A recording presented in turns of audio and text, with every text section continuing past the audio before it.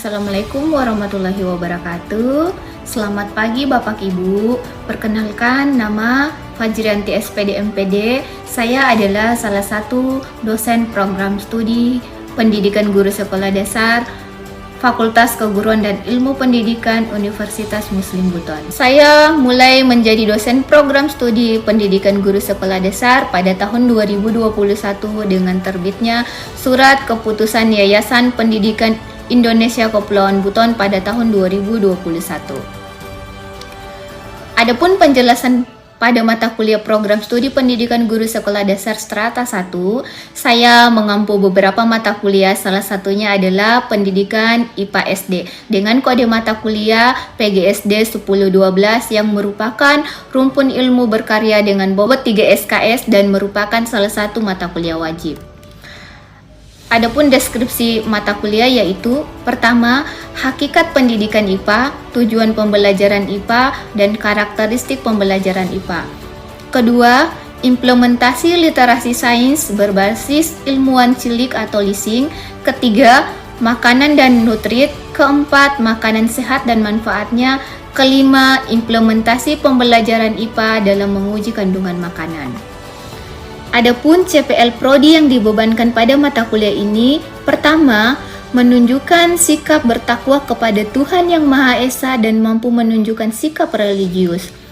Kedua, menguasai teori, konsep, prinsip, dan aplikasi berbagai pendekatan strategi, model, metode, dan teknik pembelajaran yang mengembangkan kemampuan berpikir sesuai dengan tuntutan zaman. Ketiga, menunjukkan kinerja mandiri, bermutu, dan terukur. Keempat, melakukan kajian terhadap kebijakan atau implementasi kebijakan di bidang pendidikan atau pembelajaran program studi pendidikan guru sekolah dasar.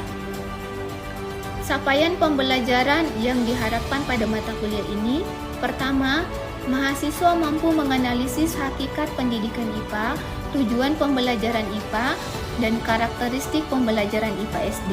Kedua, mahasiswa mampu menganalisis implementasi literasi sains berbasis ilmuwan cilik atau leasing.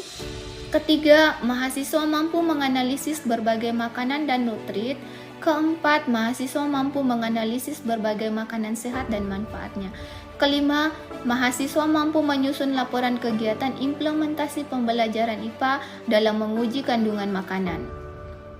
Pendekatan yang digunakan pada mata kuliah ini adalah scientific learning dengan model pembelajaran active learning seperti ceramah, tanya jawab, diskusi, penugasan, kerja kelompok, dan unjuk kerja. Sistem pembelajaran pada mata kuliah ini yakni dilaksanakan sebanyak 16 kali pertemuan, yakni terdiri dari 14 kali pertemuan untuk proses pembelajaran, 1 kali pelaksanaan untuk ujian tengah semester yang dilaksanakan pada pertemuan ke-8, dan 1 kali pelaksanaan ujian akhir yang dilaksanakan di pertemuan ke-16. Adapun untuk penilaian mata kuliah ini terdiri dari kehadiran sebanyak 15%, pelaksanaan tugas sebanyak 20%, pelaksanaan ujian tengah semester sebanyak 25%, dan pelaksanaan untuk ujian akhir semester sebanyak 40%. Demikian deskripsi mata kuliah pendidikan IPA SD. Berikut ini video proses pembelajaran pendidikan IPA SD. Bismillahirrahmanirrahim. Assalamualaikum warahmatullahi wabarakatuh. Waalaikumsalam warahmatullahi wabarakatuh. Baik adik-adik, selamat bertemu lagi untuk perkuliahan hari ini. Sebelum kita memulai perkuliahan pada pagi hari ini, marilah kita bersama-sama berdoa sesuai dengan keyakinan masing-masing. Berdoa mulai.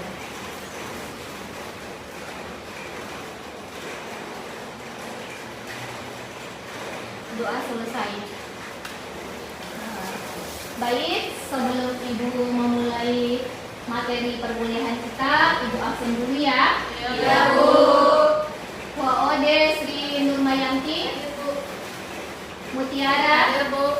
Ayu Putri, Waode Nadila Maman, Kumala Dewi. Alhamdulillah ya, hampir 100% hadir. Baik, minggu lalu kita setelah belajar tentang apa sih sebenarnya IPA itu kan? Tentunya pembelajaran IPA itu selalu dekat dengan kehidupan kita. Baik, Ibu juga sudah memberikan tugas bahwa hari ini kita akan praktikum. Sebelum kita melaksanakan kegiatan praktikum, Ibu mau bertanya dulu. Setiap hari kan adik-adik makan, ya kan? Ya. Adik-adik makan apa saja?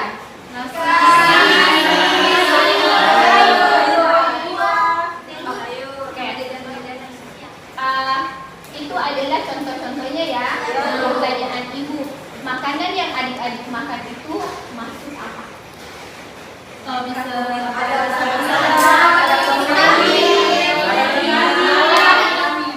Satu orang dong, biar jelas ternyata dia yang menjawab.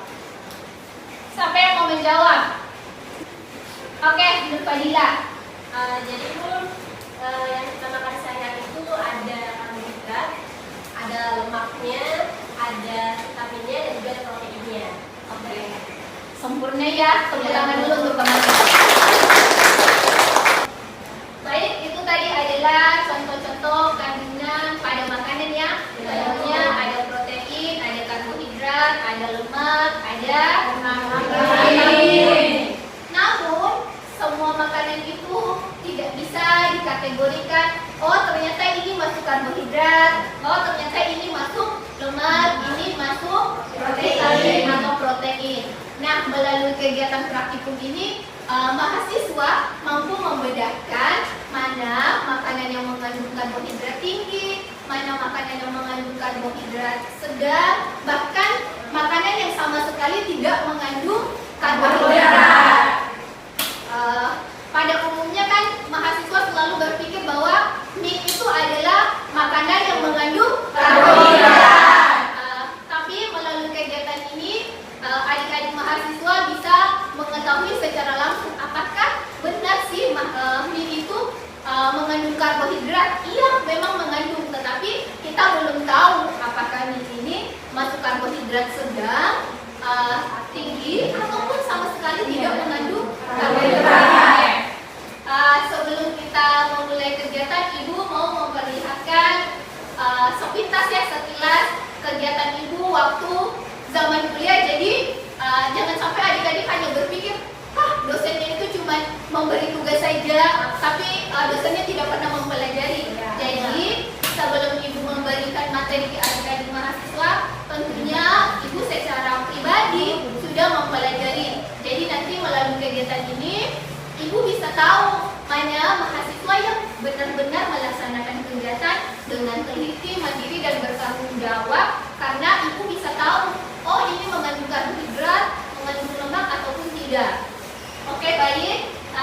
Ada video 2000 berapa ya zaman Ibu masih kuliah dulu. Manfaatnya hampir sama, tujuannya hampir sama, memberikan edukasi bahwa pentingnya kita mengenali kandungan makanan, bahwa tidak semua makanan itu kandungannya baik untuk tubuh kita.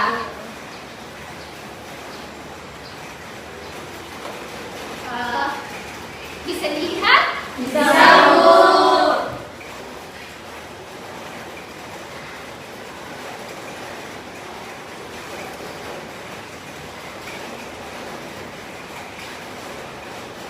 Apa bedanya kira-kira kegiatan Ibu dengan adik-adik mahasiswa?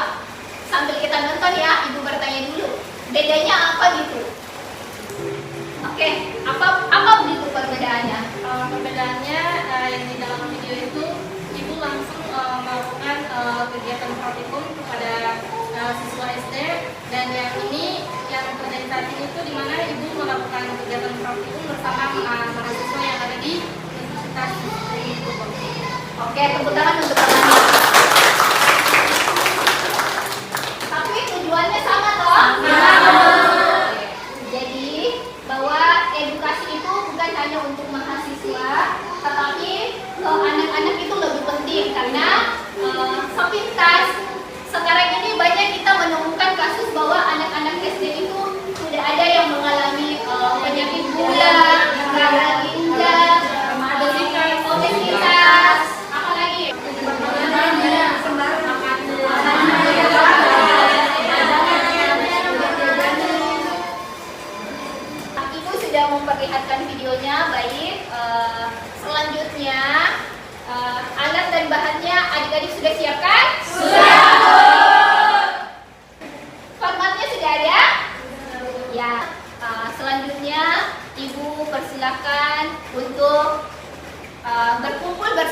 anggota kelompoknya untuk melaksanakan kegiatan praktikum.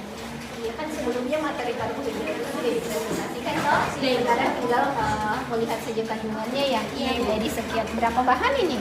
Ada 9 Ada 9 bahan itu.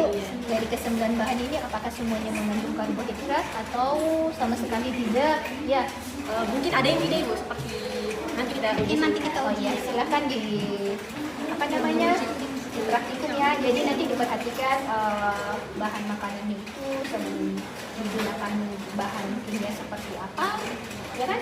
Setelah itu perubahannya seperti apa, tetapi pakai waktu ya.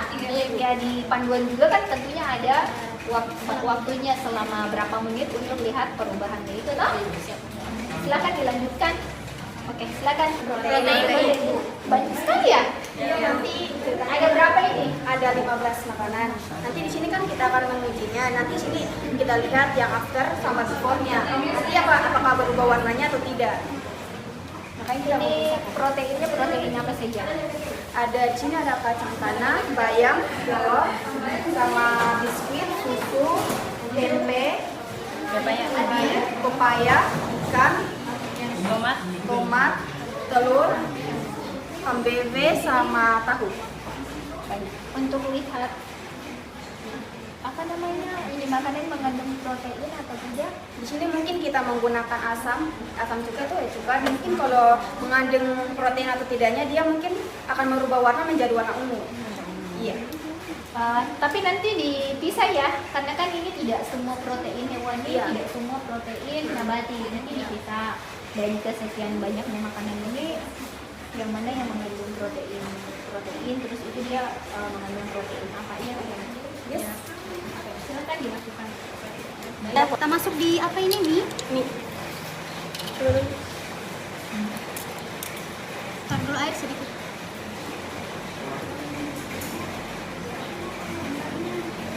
Oke, jangan lupa stopwatch. Oke. Apakah sama waktunya atau beda? Siap. Oke, cukup kakak. Jangan terlalu.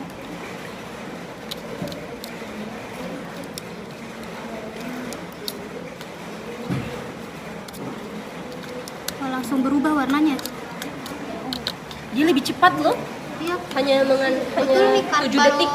Betul nih kalau ternyata mie itu mengandung karbohidrat. Wih.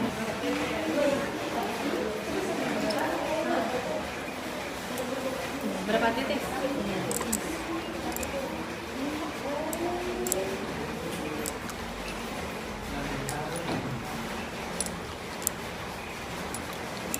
Oke. Berapa titik? 3. Kita aduk dulu.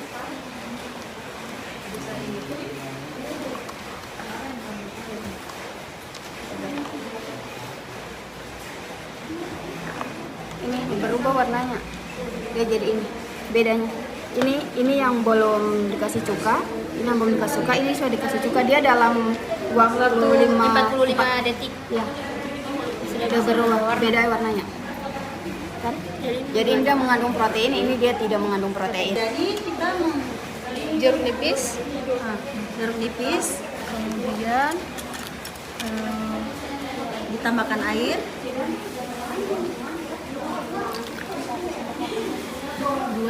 2 sendok makan, ditambah dengan betadin, 3 tetes.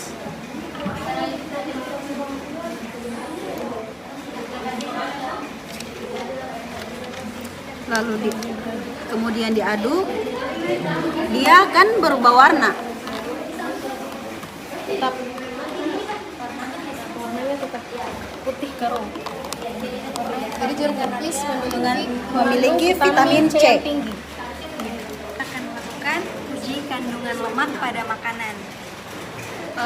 Dimana di sini yang pertama kita uji yang ada minyak goreng, kita ambil secukupnya, lalu kita teteskan Dan didiamkan selama beberapa menit. Kemudian beberapa bahan lainnya juga. Ada juga buah pisang. Nah, sudah dipotong, kemudian dioleskan, lalu didiamkan beberapa menit lagi. Baik, setelah menunggu beberapa menit, kita akan menguji apakah makanan-makanan yang telah diuji tadi mengandung lemak rendah atau lemak tinggi. Mulai dari kanan, ada santan. Kita akan mengujinya dengan cara melihatnya menggunakan senter. Nah, kelihatan bahwa ini transparan, jadi ini dikategorikan mengandung lemak santan. Ya, kemudian lanjut ke susu. Dia ini masih sedikit transparan, jadi kandungan lemaknya itu kandungan lemak sedang.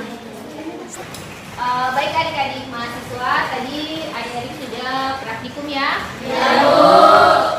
Tentunya setelah melaksanakan praktikum itu bukan berarti tugasnya sudah selesai. Ya, Bu. Di perkuliahan sebelumnya, Ibu sudah menjelaskan sistematika penulisan tugasnya ya. Untuk laporan akhir dari kegiatan praktikum. Adik-adik sudah melaksanakan praktikum, tentunya setelah kegiatan praktikum bukan berarti bahwa tugas adik-adik mahasiswa sudah selesai. Di laporan itu tentunya harus ada apa? Rapor. Harus ada apa sih? Iya, ada bab 1. Itu apa?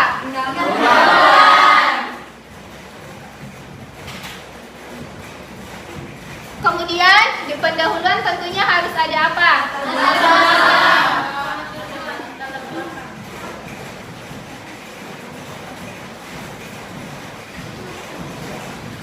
Kemudian apa? Tujuan. Ada? Manfaat. Selanjutnya apa? Pembahasan.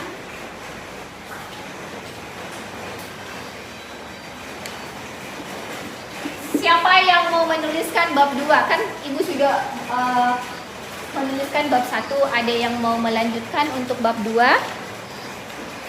Oke.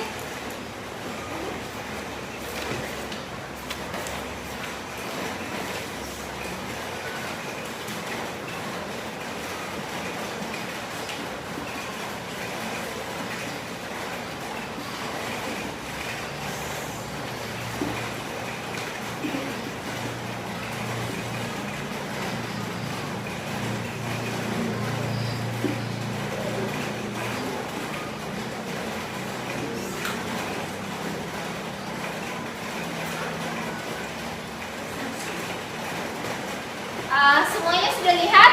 Sudah. Sesuai dengan apa yang adik-adik pahami? Ya, Bu. Oke. Pembahasan hasil Oke. Kemudian bab 3. Siapa yang mau melanjutkan bab 3? Ini?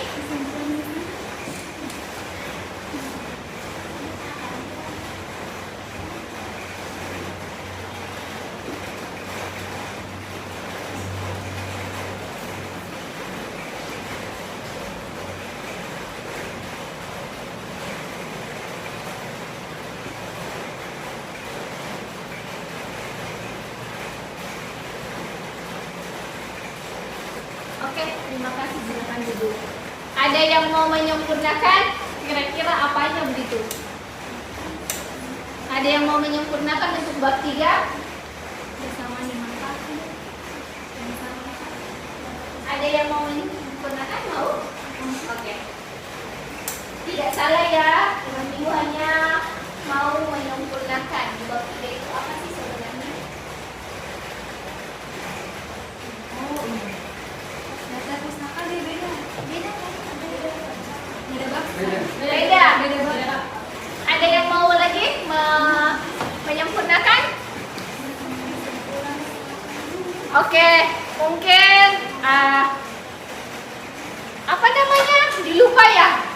Bab 3 itu adalah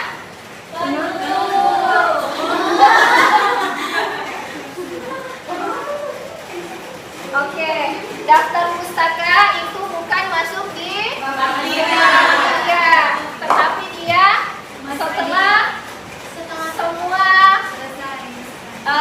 bab 1, bab 2, bab 3 itu adalah literatur yang digunakan, maka dia tidak pakai bab, langsung halaman daftar pustaka.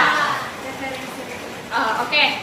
Setelah daftar pustaka tentunya harus ada yang mendukung kegiatan adik-adik bahwa kegiatan itu bahwa laporan yang adik-adik buat itu memang dilaksanakan. Kira-kira apa?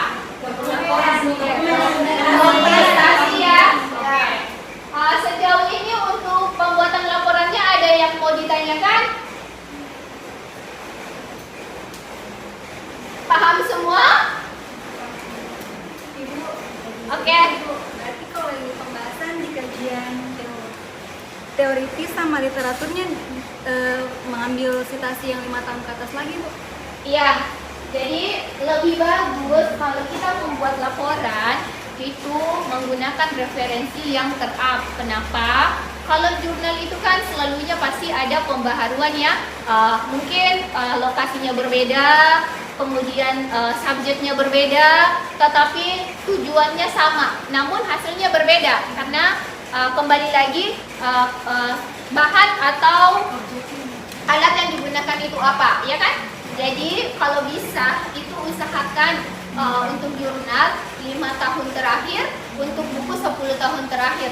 Nah, kalau misalnya adik-adik berpikir jurnal itu untuk apa, Bu? Untuk di pembahasan dan di pendahuluan. Kenapa Ibu kenapa Bu? Ini kan cuma sebuah laporan praktikum. Kenapa sih harus ada kajian teoritis dan kajian literatur? Nah, itu adalah yang membedakan makalah dengan laporan. Tadi kan adik-adik menyebutkan ada rumusan masalah. Kalau laporan kegiatan observasi ataupun praktikum itu tidak menggunakan rumusan masalah, tetapi langsung ke latar belakangnya seperti apa. Tentunya di latar belakang itu bukan hanya membahas tentang lemak, tetapi membahas secara keseluruhan bagaimana sih kandungan makanan itu apa saja. Kemudian memperluas di kajian teori dan kajian literatur, ya kan? Sebelum kita membuat kajian literatur dan kajian teoritis, tentunya adik-adik harus sudah melaksanakan apa? Praktikum, sehingga kajian literatur sama kajian teoritisnya ini bisa mendukung hasil apa? Hasil kegiatan praktikum adik-adik. Jadi sejauh ini bisa dipahami? Ada yang mau ditanyakan atau ada yang mau diperjelas lagi? Saya Bu, yang saya tidak pahami di sini mungkin bisa dijelaskan kembali.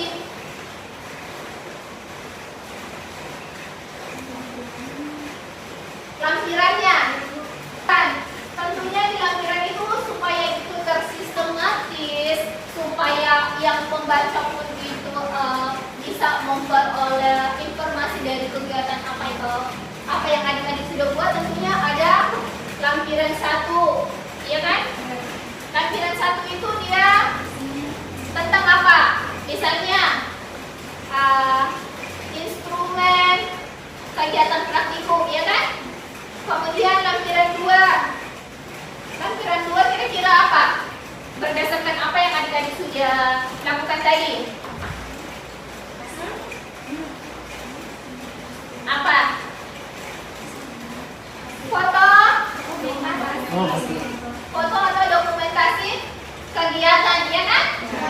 Tapi di foto atau dokumentasi kegiatan jangan cuma ditempelin foto doang ya. Tentunya harus ada keterangan sehingga yang membaca laporan adik-adik itu ternyata gambar pertama itu adalah contohnya jagung, ya kan? Kalau misalnya kita hanya menempelkan fotonya saja, kita hanya sepintas melihat tanpa ditahu, oh ini apa. Begitu juga nanti di video kegiatannya ya. Di video kegiatannya tolong diberikan deskripsi sehingga yang menonton video adik-adik itu memperoleh informasi. Tidak ada pertanyaan? Oke, kalau tidak ada pertanyaan berarti perkuliahan kita selesai, dan Ibu harap setelah perkuliahannya selesai dan meninggalkan ruangan ini tidak ada lagi yang bertanya, "Ibu, saya tidak paham laporannya." Makanya Ibu sampaikan kalau memang tidak paham, silahkan bertanya sehingga tidak ada lagi pertanyaan-pertanyaan yang harus saya tanyakan sama Ibu. Di perkuliahan itu kenapa kita harus ada sesi tanya jawab, sehingga yang adik-adik tidak pahami bisa kita selesaikan pada saat perkuliahan. Cukup? Cukup. Baik, terima kasih adik-adik atas perkuliahan pada sore hari ini. Sebelum kita menutup proses perkuliahan, marilah kita berdoa sesuai dengan keyakinan masing-masing. Berdoa, mulai.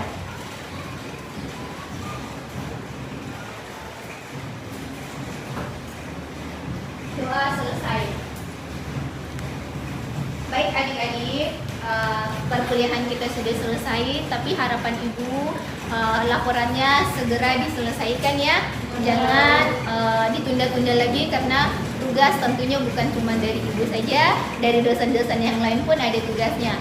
Jadi sebagai mahasiswa harus mengetahui tanggung jawab utama sebagai mahasiswa itu apa. Dan harapan Ibu untuk minggu depan perkuliahannya lebih aktif lagi ya. Baik, materi kita untuk minggu depan adalah pembelajaran IPA yang dapat diimplementasikan dalam kehidupan sehari-hari. Jadi minggu depan itu materi bukan dari Ibu saja, tetapi kita sharing ada dari adik-adik dan dari Ibu, sehingga materi itu bukan dari Ibu saja, tetapi dari semua mahasiswa. Tentunya definisi-definisi itu semakin banyak kita membaca jurnal ataupun literatur, maka definisi-definisi yang kita peroleh semakin banyak. Kembali lagi ke individunya, yang mana yang mudah untuk dipahami ketika kita menggunakan literatur. Kita tidak mesti 100% kita mengkopas begitu saja, tetapi bisa kita menggunakan bahasa kita namun tidak merubah makna sesungguhnya. Ibu akhiri, wassalamualaikum warahmatullahi wabarakatuh. Waalaikumsalam warahmatullahi